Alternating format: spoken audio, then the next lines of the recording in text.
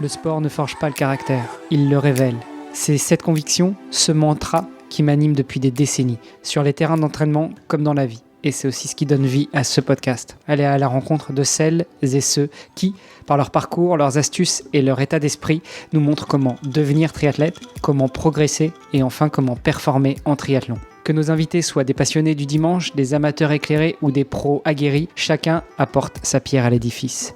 Leurs expériences, leurs échecs, leurs victoires, c'est une mine d'or pour débloquer vos propres objectifs. Prêt à plonger ? Suivez le guide, ou plutôt suivez les guides. Et avant de commencer, un petit rappel. Retrouvez-moi sur les réseaux sociaux du podcast et sur votre appli préférée pour partager vos retours, vos questions ou simplement un petit mot d'encouragement. Tout est aussi sur devenirtriathlète.com. Les ressources de l'épisode, les bios des invités et bien plus pour booster votre pratique. Bonne écoute et surtout, bon entraînement.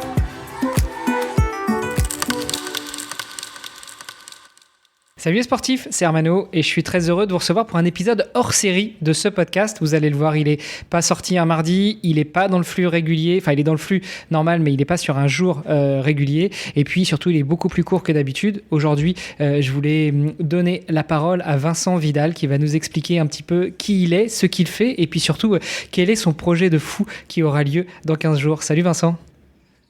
Salut Armano, salut tout le monde. Alors, ça fait un peu plus de 15 ans maintenant que je fais du triathlon. J'ai commencé, comme beaucoup, par un S, un sprint, et puis j'ai, au fil des années, monté un peu la charge et les distances en passant vers un Ironman en 2015. Et maintenant, je me oriente vers l'autre côté de l'organisation. Et on organise notre premier triathlon, donc le dimanche 7 juin, au lac d'Aubusson d'Auvergne, à mi-chemin entre Thiers et en Couteau et la Fourme. Donc on est assez bien lotis. On a un joli paysage, un joli cadre. Et on souhaite faire connaître un peu ce territoire, justement, le Livradois Forest, qui est très peu connu.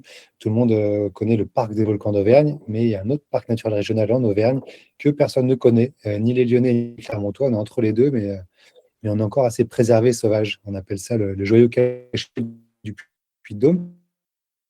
Et on essaie de le faire découvrir un peu de toute la France. Et on essaie, via notre triathlon, de démocratiser ce sport au plus grand nombre parce que beaucoup s'en font un monde et pensent qu'il faut être un athlète chevronné pour y participer. Et on est de montrer par un format accessible, du coup, le S, le M, même le M en relais.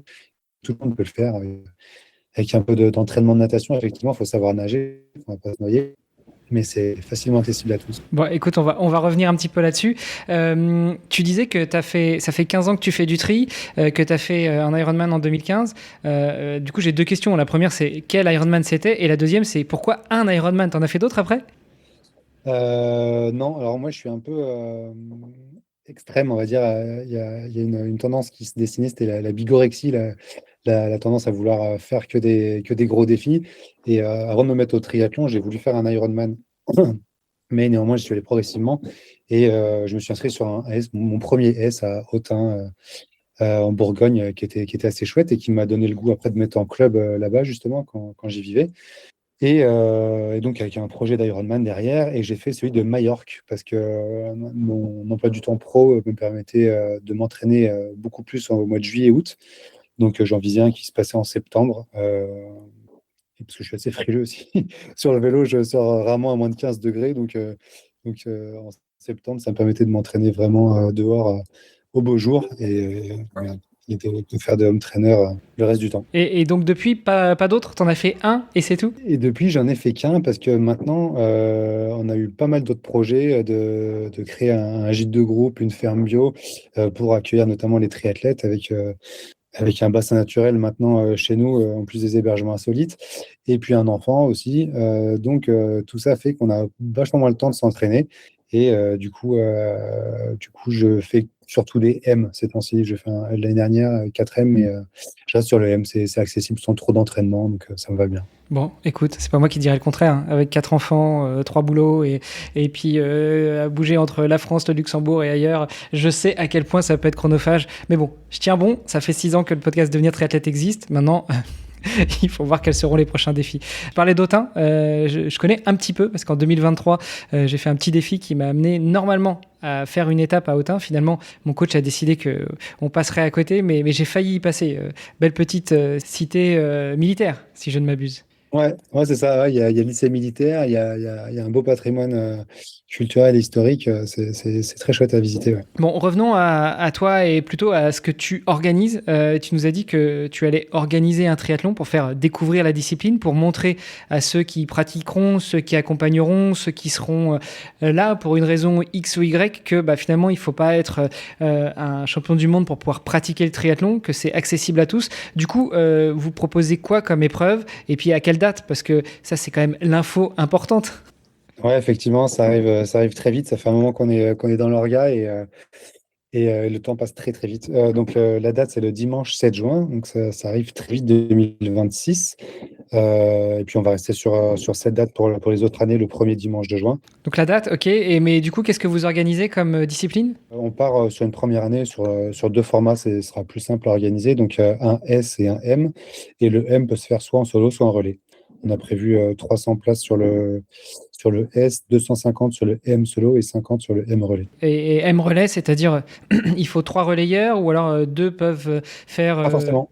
Ouais, exactement. Deux ou trois. Au bon vouloir des équipes. S'il y en a un qui aime bien deux sports, c'est possible d'en faire deux. Bon, il faudrait me trouver un cycliste et puis comme ça je pourrais voir si je peux venir parce que moi je roule plus. Mais par contre je nage et je cours si tu veux. Ouais, c'est le plus dur à trouver, c'est les nageurs. Hein.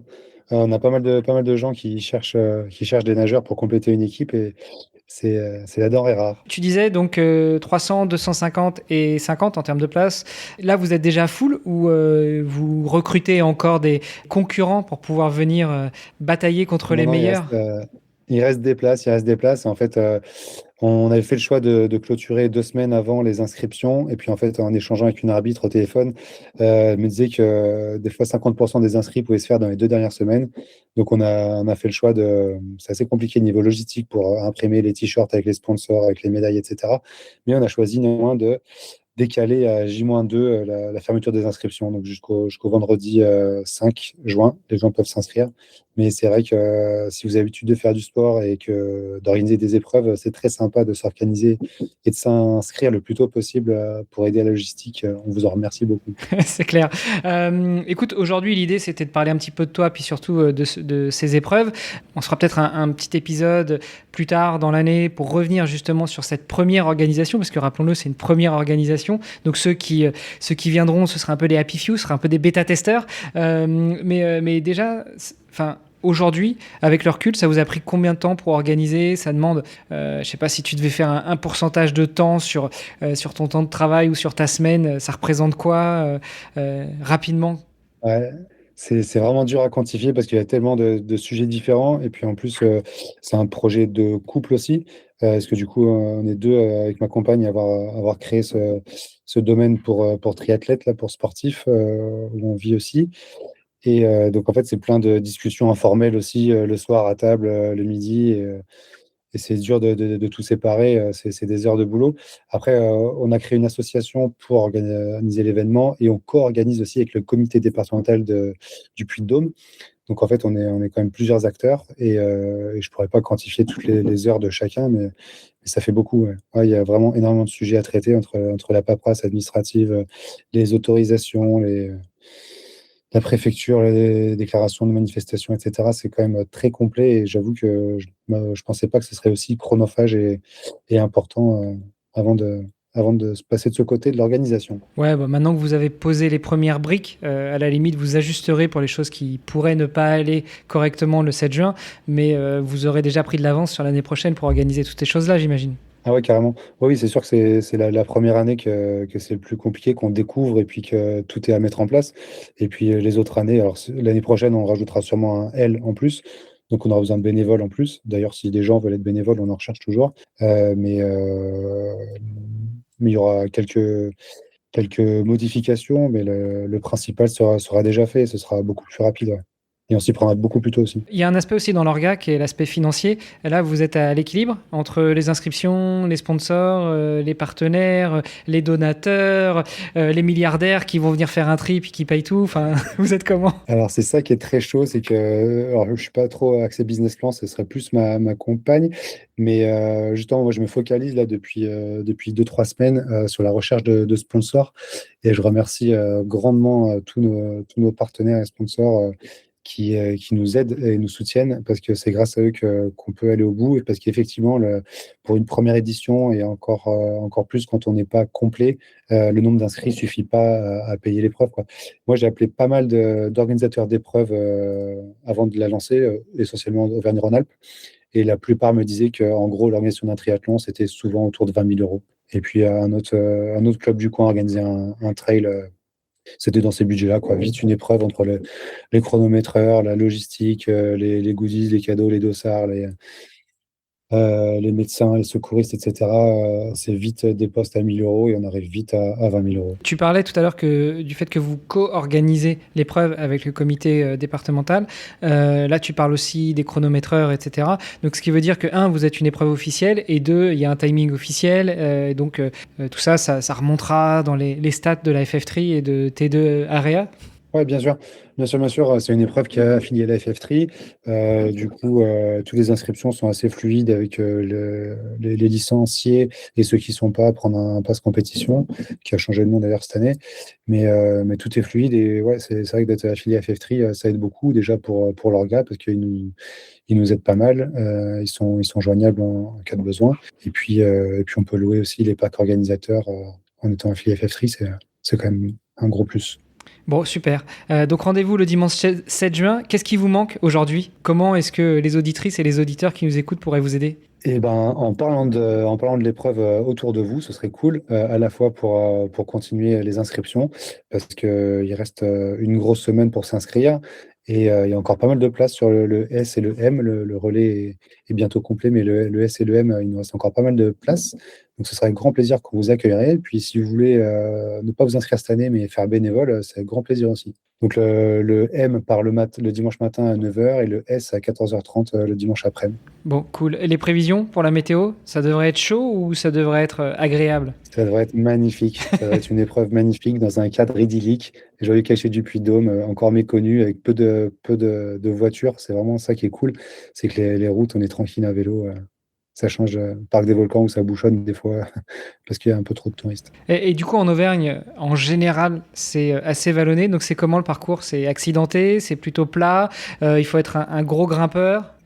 C'est assez marrant ça, parce que justement, avant d'arriver en Auvergne, on était en club à l'Asvel Triathlon à Villeurbanne. Et quand on a créé notre lieu, nos anciens copains, enfin nos copains de notre ancien club, pas se moquer de nous, mais on disait ouais, mais l'Auvergne c'est plat. Nous, quand on va faire des week-ends, des stages, des triathlons, on va dans les Alpes, il y a du dénivelé, tout ça. Et puis ils sont venus faire un stage chez nous. Ils sont partis, ils avaient mal aux jambes. Ils ont un peu déchanté. Ouais, quand ils arrivaient moins bien à marcher le lendemain, ils rigolaient moins. Donc, ouais, c'est vallonné.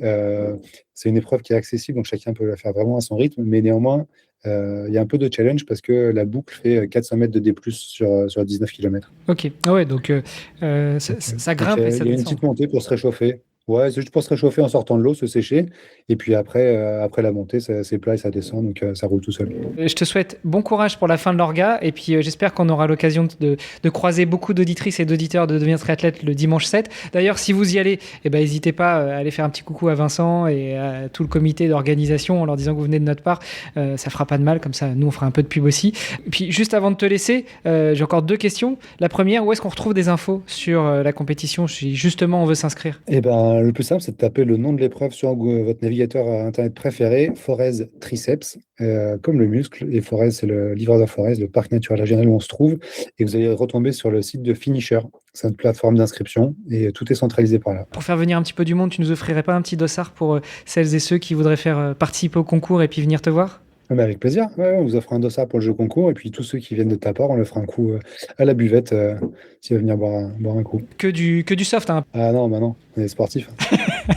Des fois un peu de houblon, peut-être pour la récup, il paraît que c'est pas mal. C'est ça, c'est pas mal. Bon, le problème, c'est que c'est diurétique et puis ça assèche un peu. Mais bon, écoute, bonne fin d'organisation et puis rendez-vous le dimanche 7 pour cette épreuve. Eh ben, avec plaisir. Bonne journée. Merci.